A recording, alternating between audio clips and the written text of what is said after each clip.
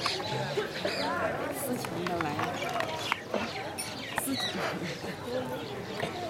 ज्ञानतिमिरन्दस्य ज्ञानाञ्जनशलाकया चक्षुरुन्मिलितं येन तस्मै श्रीगुरवे नमः वाञ्छकल्पतरुभ्यश्च कृपासिन्धुभ्य एव च पतितानां पावनेभ्यो वैष्णवेभ्यो नमो नमः श्रीकृष्णचैतन्य प्रभु Nityanand Shri Advaita Gadadhar Sivasadi Gaur Bhakta Vrinda Hare Krishna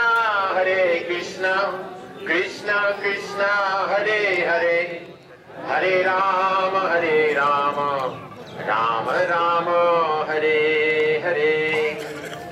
So by great good fortune, under the guidance of Srila Gurudev and his dear associates, we've come to this very wonderful and beautiful and significant place, Prem Sarovara. Previously we came with Srila Gurudev. We had Hari Katha a little over that way. He gave very beautiful Hari Katha, and at the end of the Hari Katha he said, now you offer obeisances to this place. All offered obeisances. Sat up. He said, now offer obeisances again with feeling. So this place is very, very important to us. We've heard the pastime. Radha and Krishna were here, engaging in amorous pastimes. Madhumangal was also here. At that time a bumblebee came and, mistaking Srimati Radhika's beautiful lotus face for a lotus flower, began hovering around her face. Srimati Radhika became frightened, tried to brush away the bumblebee. And then Madhumangal very gallantly came with his stick and he chased the bumblebee a long way away. And he came back and he said, Madhusudan is gone, he'll never come back. So Madhusudan is a name for bumblebee because Madhusudan, he's drinking the honey. But Madhusudan is also a name for Krishna because he's drinking the honey of the ras of the devotees, and he's also drinking the honey of the lips of the gopis. So when Srimati Radhika heard that Madhusudan's gone, he'll never come back, even though she was sitting actually in Krishna's lap, she said, oh, where's Krishna, where's Krishna? She became in intense separation from Krishna, crying and crying and crying, perspiring. And Krishna seeing my beloved sitting in my lap, crying in separation from me. He also began crying and crying. So their tears and their perspiration, they formed a lake here. Both lost consciousness in deep love. Then their Sakis, amazed by this display of intense love, they also lost consciousness. What to do? Then Sari Sarika, they come, female, male parrot, they began chanting the names of Radha and Krishna, and gradually the whole party came to consciousness and again resumed their pastimes. But it's important to know that here Krishna made a very important and tragic decision. So we have to understand Srila Gurudev, he wants us to relish these pastimes and also understand these pastimes. Srimati Radhika here is displaying very intense separation. So separation is an inseparable part of the principles and practice of Gaudiya Vaishnavism. Separation, viyog. Viyog means not meeting. Yog means meeting. Viyog means not meeting. Or viyog means vishesh rupena. Yog means meeting in a very special way. Meeting in separation. Separation in meeting. So there's different kinds of separation. We should understand the very principle of this place is that separation is an ecstatic transformation of bliss. We have to understand this to progress in our bhakti. Separation is an ecstatic transformation of bliss. There's four kinds of separation. Purvarag, before hero and heroine have met. So they're experiencing Purvarag. Then there's man, when they've met, but the heroine is displaying disinclination to meet with the hero. There's so many different kinds of man. So even though they're together, they may be together, but because of man, they cannot meet closely. This is another kind of vipralamba, another kind of separation. And then pravas, when somehow or other they're separated, either during the day, when Krishna has gone pasturing, looking after the cows in the forest, and the gopis, they're back in Vrindavan, back in their homes, and with the eyes of bhav, they're seeing the pastimes of Krishna in the forest with his friends, and singing Govinda Damodara Madhaveti, Govinda Govind Damodar Madhaveti, Govind Damodar Madhaveti, Govind Damodar Madhaveti. Fourth kind of separation is Prem by Chicha. And here Srimati Radhika is displaying Prem by Chicha means even though lover and beloved are meeting, very closely associating, but still there is separation. So this Prem by Chitta is a very prominent feature of the love of the gopis. Srila Sanatana Goswami has explained that without separation, meeting cannot be very sweet. Lord Chaitanya himself, he certified this. He's singing in front of Rathkar, or Rathyatra, that now I'm meeting with my beloved, we're married, we can meet at any time. But I wish, I'm longing for that time before we were married, when we were meeting clandestinely in the forest. So even the lover and beloved, they're meeting, but still she's remembering that time and saying it was sweeter then. Parakiya is sweeter than Sakya. That is why, one of the reasons why the moods of the queens in Dwaraka cannot bind Krishna. Because they can always meet. But the moods of the gopis. So Sanatana Goswami says, yes, separation nourishes meeting when finally they meet. But that's not all. In the case of the gopis, they're always feeling separation from Krishna. Whenever they're meeting with Krishna, they're still feeling separation. So here Krishna saw so clearly that when Srimati Radhika is with me, she's in deep separation from me. But in separation, she embraces the tamal tree, thinking that, oh, now I've got my Krishna. She's chastising the black clouds. Where have you been? When the night comes, she's chastising the darkness as well. In separation from Krishna, she's experiencing meeting with Krishna. So Krishna, at this place, Prem Sarovar, after this pastime, he made this terrible decision that I have to leave. I must leave Vrindavan. I will go to Mathura Dwarka to intensify the love of the gopis for me, so that in separation from me, their love, in their sense of meeting me, will rise higher and higher and higher. So these are very, very confidential topics. Srila Gurudev wants us not only to understand these topics, but to go deeper as well. Just close is Vivala Kunda. Vivala Kunda, Krishna was here with Subal, and as they were sitting and discussing pastimes with the gopis, so Bharat began glorifying Srimati Radhika. When Krishna heard Srimati Radhika's name, he became mad. He was looking everywhere, he's seeing Srimati Radhika everywhere, he's running here and there like madman. And then Subal, quickly he made arrangements, they brought Srimati Radhika, and Radha was able to see her beloved in mad separation from her, running, seeing her everywhere. And then there was very beautiful meeting. So at this place, I offer my humble obeisances and dust to this place, and I pray that a little speck of these moods can come into my heart. Hare Krishna. Vanchakalpatrupesha kripa sindhavevcha bhutidanam bhavnebhyo vaishnavebhyo.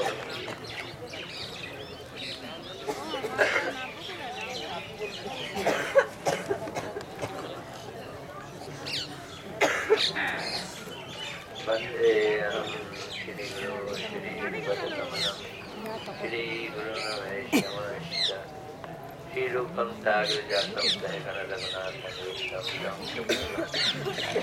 Tadvetam Savadotam Parijana Sahitam Krishna Chaitanya Deva Shri Radha Krishna Padan Sahikana Lalita Shri Vishakha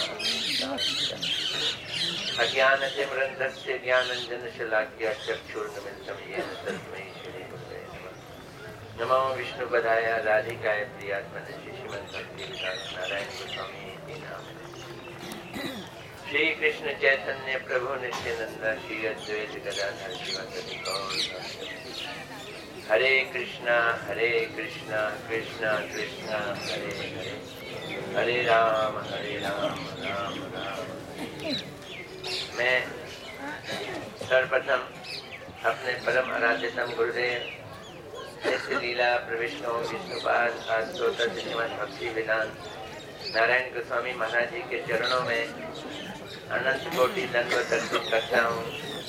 तत्पश्चात उपस्थित श्री नंदी स्वामी सन्यासियों के चरणों में मेरा अनंत कोटि दंडवत प्रणाम। उपस्थित वैष्णवियों के चरणों में मेरा यथायथ दंडवत प्रणाम। इस स्थान पर इस बहुत ही विचित्र अद्वितीय और गंभीर स्थान पर यहाँ हम प्रस्तुत हुए हैं, आए हैं, ये गुरुदेव की वैष्णवों की अहेतु की कृपा है। मुझे ध्यान है कि मैं जब पहली बार यहाँ आया था श्री गुरुदेव के साथ, श्री गुरुदेव ने कुछ प्रश्न यहाँ रखे।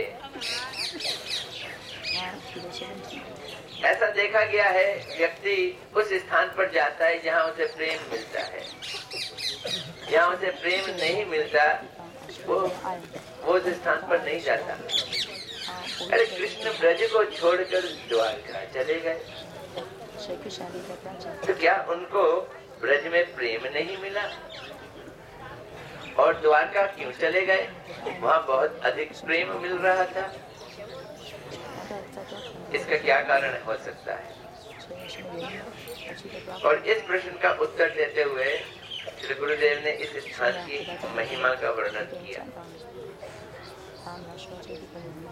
ये दिव्य जगत में यहाँ पर हम कहते हैं सुप्रीम पर्सनालिटी, भगवान का धाम, वैष्णव, ये सब भौतिक जगत से परे अतीत। इनकी खूबी होती है दो विरोधी गुणों को एक साथ धारण करना। ऐसे ही प्रेम की भी एक खूबी है। राधा जी का प्रेम असमोर्थ है, सर्वश्रेष्ठ है, मैचलेस है, उसको कोई छू नहीं सकता। प्रेम की वो ऊंचाई यहाँ पर प्रेम दो विरोधी गुणों को एक साथ अपने अंदर धारण करता है। मिलन में विरह और विरह में मिलन। राधा रानी जी यहाँ बैठी हैं कृष्ण के साथ, बल्कि उनकी गोदी में बैठी हैं।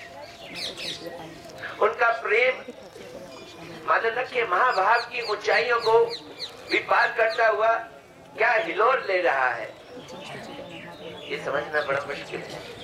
कृष्ण उस प्रेम का आनंद आस्वादन कर रहे हैं।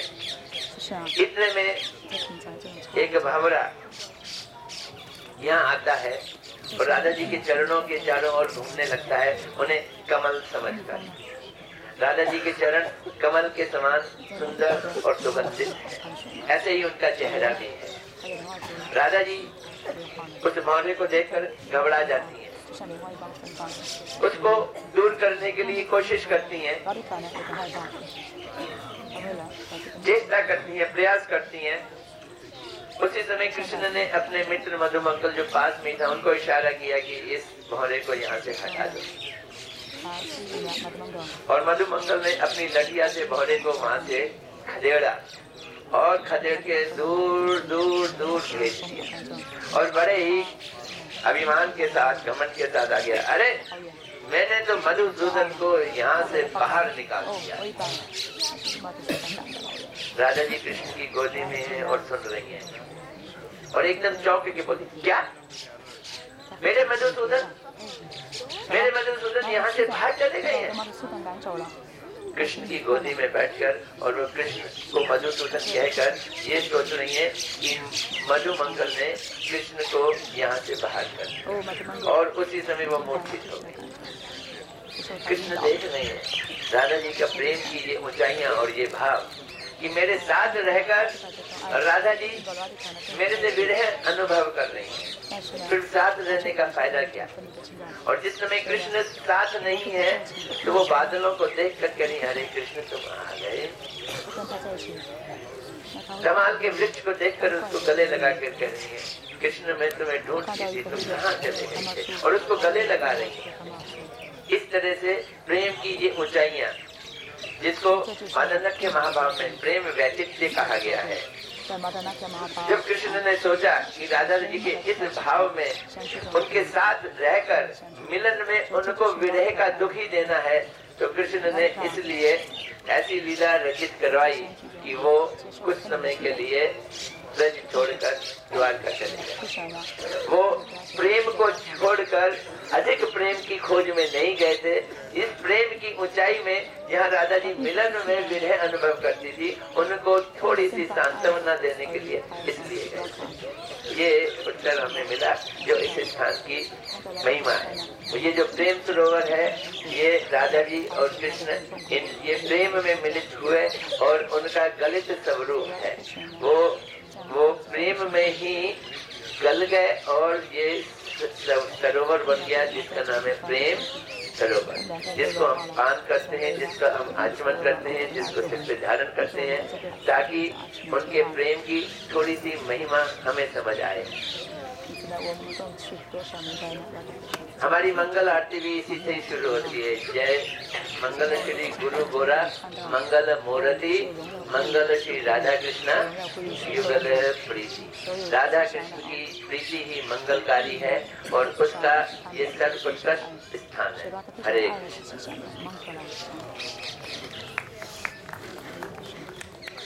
ओम अज्ञानतिमिरान्धस्य ज्ञानाञ्जनशलाकया चक्षुरुन्मीलितं येन तस्मै श्रीगुरवे नमः। वाञ्छाकल्पतरुभ्यश्च कृपासिन्धुभ्यैव च पतितानां पावनेभ्यो वैष्णवेभ्यो नमो नमः। हरे कृष्ण कृष्ण कृष्ण हरे हरे, हरे राम राम राम हरे हरे। गुरु বৈষ্ণবগণের আনুগত্যে আমরা পরিক্রমা করতে করতে যে স্থানে এসে পৌঁছেছি, এই স্থানের নাম প্রেম সরোবর। আপনারা বৈষ্ণবগণের শ্রীমুখে হিন্দিতে এবং ইংরেজিতে শ্রবণ করেছেন।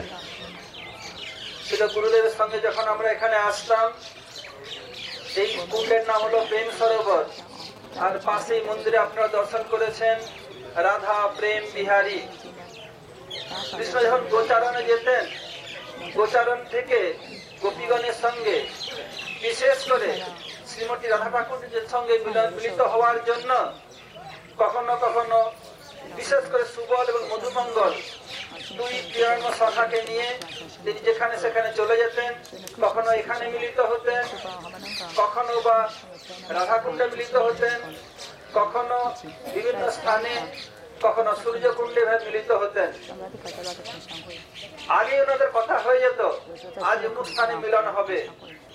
শ্রীমতী রাধা ঠাকুরানী, ললিতা, বিশাখা, চিত্রা, চম্পকলতা, ইন্দুলেখা, তুঙ্গবিদ্যা, রঙ্গদেবী, শ্রীদেবী, এই প্রধান অষ্টসখী নিয়ে উনি অপেক্ষা করছেন।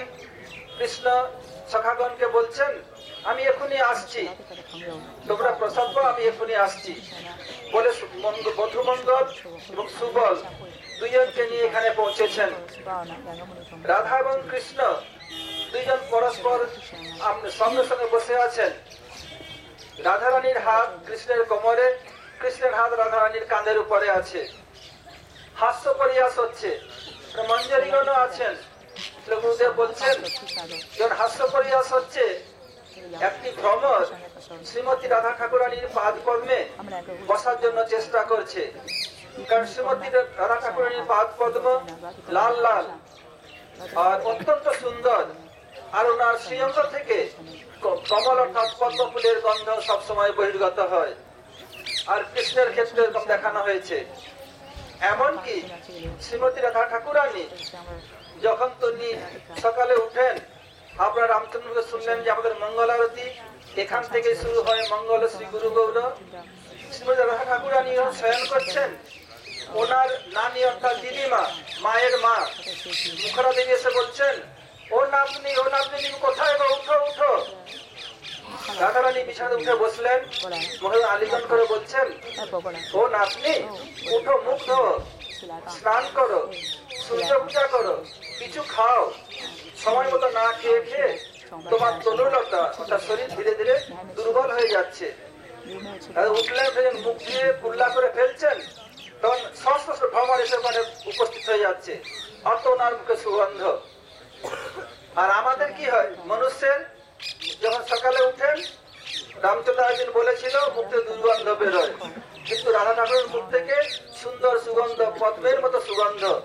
ভ্রমর পাগল হয়ে সবসময় ওখানে গুঞ্জন করছে। তো রাধা ঠাকুরানী পাঁচ বর্ণ দেখে আর কমলের সুগন্ধ পেয়ে ভ্রমর মনে করছে এটা কমল, আমি মধু পান করব। আর যত প্রকার পুষ্প আছে সবচেয়ে ভ্রমরের প্রিয় হলো কমল পুষ্প বা পদ্ম ফুল। যখন বুঝতে যাচ্ছেন রাধা ঠাকুরানী স্বয়ং ভগবতী, কৃষ্ণের আদিনী শক্তি, কিন্তু নরবৎ লীলার জন্য তিনি ভয়ভীত হয়ে গেছেন। ও না জানি আমাকে না কামড়ে না দেয়। তখন কৃষ্ণ ওনার সখা মধুমঙ্গল দিকে তাকালেন, বলতে যে জন কৃষ্ণ ভজে সে বড় চতুর। যিনি কৃষ্ণের সেবা করেন, ভজন করেন, তারা অত্যন্ত বুদ্ধিমান হন। মধুমঙ্গল কৃষ্ণের প্রিয়তম সখা, তিনি কৃষ্ণ তাকাতেই বুঝতে পারলেন।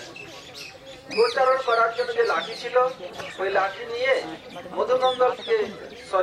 মধুসূদনকে অর্থাৎ ভ্রমরকে লাঠি নিয়ে তাড়া করতে অনেক দূরে পাঠিয়ে দিয়ে এসছে। এসে বলছে আমি মধুসূদনকে অনেক দূরে ভাগিয়ে দিয়েছি, আর মধুসূদন এখানে কখনো আসতে পারবে না। যখনই মধুমঙ্গল এরকম বললেন, রাধারানীকে ওনার বলার সুযোগ নাই, যেমন আমসু বললেন ও মধুমঙ্গলকে মধুসূদন ভাগিয়ে দিয়েছ, শুনতে তিনি মূর্ছিত হয়ে গেছেন। এইটা তো প্রেমের অবস্থা, তার শুনে মশাবাস কিছু নাই। কোথায় মূর্ছিত হলেন? শ্রীকৃষ্ণের কোলে মূর্ছিত হয়ে গেলেন। কৃষ্ণের সঙ্গে বসে আছেন, হাস্য পরিহাস করছেন। প্রেমের এমনি অবস্থা, তিনি ওখানে মূর্ছিত হয়ে গেলেন। মূর্ছিত হতে আমার কোলে বসে আছে, এই শুনেই মূর্ছিত হয়ে গেল। তিনি মূর্ছিত হলেন কেন? মধুসূদন অর্থ দুটি অর্থ। মধুসূদন অর্থাৎ যে মধুকে আস্বাদন করে তাকে বলা হয় মধুসূদন। ভ্রমর কি করে? পদ্ম ফুল বা অন্যান্য ফুলে মধুকে আস্বাদন করার জন্য ভ্রমরের এক নাম মধুসূদন। আর কৃষ্ণের এক নাম মধুসূদন কেন? মধুম সুদতি সিদতি আস্বাদতি মধুসূদন। যিনি গোপীগণের প্রেম মধু আস্বাদন করেন, তাই জন্য কৃষ্ণের নাম মধুসূদন। মধুমঙ্গল মিথ্যা কথা বললেন নাই, তিনি বললেন আমি ভ্রমরকে অনেক দূরে তাড়িয়ে দিয়েছি। আর আপনি ভাবলেন মধুসূদন আমার প্রিয়তম কৃষ্ণকে তাড়িয়ে দিয়েছে। যখন তিনি মূর্ছিত হয়ে গেলেন, ভাবছেন বাবু আমি এখানে থাকবো কেন? আমি না থাকলে আমার বিরহেতে তমাল বৃক্ষকে আলিঙ্গন করে, নবীন বাদলকে দেখে, নবীন মেঘকে দেখে শৃঙ্গার করে, কখনো লজ্জিত হয়ে যায়। আমি এখানে আর থাকবো না। এই তিনি চিন্তা করেই না আমাকে মথুরা বা দ্বারকায় যেতে হবে। এখন প্রশ্ন হতে পারে যে তিনি কৃষ্ণ মথুরা বা দ্বারকায় গেলেন কেন? ওখানে কি বেশি প্রেম পাওয়া যায়? সকলেই চায়, কেবল মনুষ্যই নয়। গুরুদেব বলতেন একটা কুত্তাকে যদি একটু খাবার দেয় 2 দিন 3 দিন, ওই সময় ঠিক প্রতিদিন আসবে। আর মনুষ্যের ক্ষেত্রে যেখানে অধিক ভালোবাসা, ওখানেই প্রাণ যেতে চায়। তো কৃষ্ণকে কি মথুরা বা দ্বারকা অধিক ভালোবাসে? বলছেন না। তো কেন গেলেন? বলছেন যে নায়িকা 3 প্রকার নায়িকা। সাধারণ জ্যোতিবালা নায়িকা, যারা প্রধান হলেন কুবজা, নিজের স্বার্থ সিদ্ধির জন্যই সাধারণরা ব্যস্ত থাকে। কৃষ্ণকে দেখলে পর তাদের ভিতরে রতির উদ্দীপনা হয়, কৃষ্ণকে না দেখলে রতি স্তিমিত হয়ে যায়। তারপর হলো সমঞ্জসা। সমঞ্জসা অর্থাৎ নিজের প্রীতির জন্য, নিজের সুখের জন্য ইচ্ছা আছে, কৃষ্ণ সুখের জন্য ইচ্ছা আছে। তারা হলেন কে? দ্বারকার মহিষীগণ, সত্যভামা, রুক্মিণী আদি। এদের সামঞ্জস্য রতি সম্পন্না। যে কুবজা সাধারণ রতি অপেক্ষা সামঞ্জস্য শ্রেষ্ঠ। আর সমর্থ, যেখানে নিজের কোন সৎসুখ বাসনা নাই, কৃষ্ণকে কিভাবে সবচেয়ে অধিক প্রীতি করা যায় এই মাত্র তাদের ইচ্ছা। এই জন্য তাদের বলে সমর্থা। এই সমর্থা প্রেমই কেবলমাত্র কৃষ্ণকে বস্তুভূত করতে সমর্থ। তথাপি কৃষ্ণ গেলেন কেন? মথুরার লীলা হবে, দ্বারকার লীলা হবে। আর ওখানে গিয়ে তিনি গোপীর প্রেমের চরম অবস্থা জগৎকে দর্শন করাবেন। যদি তিনি এখান থেকে না যেতেন, গোপী প্রেমের চরম অবস্থার কথা জগতে কেউ জানতে পারত না। এখন প্রশ্ন হতে পারে এটি প্রেমের কি অবস্থা? প্রেমের 2 প্রকার আছে, একটি হলো সম্ভোগ আর একটি হলো বিরহ। সম্ভোগ অর্থাৎ মিলন, আবার মিলনে আছে মিলনের মধ্যেই বিরহ। তাকে বলা হয় মাদনাক্ষ মহাভাব। এই মাদনাক্ষ মহাভাব শ্রীমতী রাধা ঠাকুরানীর একচেটিয়া সম্পত্তি, যাকে বলা হয় মনোপলি। এই একচেটিয়া সম্পত্তির অধিকার কৃষ্ণেরও নাই, অন্য কোনো গোপীরও নাই, কিছু আভাস থাকতে পারে। এই আবার মাদনাক্ষ মহাভাবের মধ্যে প্রেম বৈচিত্র্য স্থিতিতে উনি মূর্ছিত হয়ে গেলেন। আর ওনার মূর্ছিত অবস্থা দেখে কৃষ্ণ মূর্ছিত হয়ে যান এবং সকল গোপীগণ মূর্ছিত হয়ে যান। তাদের চোখের জলে এই কুণ্ড হয়েছে। এই প্রেমে দ্রবীভূত হয়ে মূর্ছিত হওয়ার জন্য এই কুণ্ডের নাম হলো প্রেম সরোবর। পরে সুখ সারিয়ে এসে রাধা কৃষ্ণের গুণগান কীর্তন করায় তারা আবার সংজ্ঞা ফিরে পান। বলছেন, কৃষ্ণ নাম গানে ভাই রাধিকা চরণ পাই, রাধা নাম গানে কৃষ্ণচন্দ্র। সুখ এবং সারি, একজন কৃষ্ণের গুণগান করছে, রাধাকে আর গুণগান করছে। দুইজনের গুণগান শুনে দুইজনেই সংজ্ঞা লাভ করলেন এবং সখীগণ সংজ্ঞা লাভ করলেন। এরপর আমরা এখান থেকে সংকেতে গমন করবো, ওখানকার হরিকথা শ্রবণ করবো। হরে কৃষ্ণ। বাঞ্ছা কল্পতরুর ভস্ত কৃপা সিন্ধু ভয়ে বচ্চ পতিতানং পাবনে ভোগ। एक मिनट, अभी आपने सुना है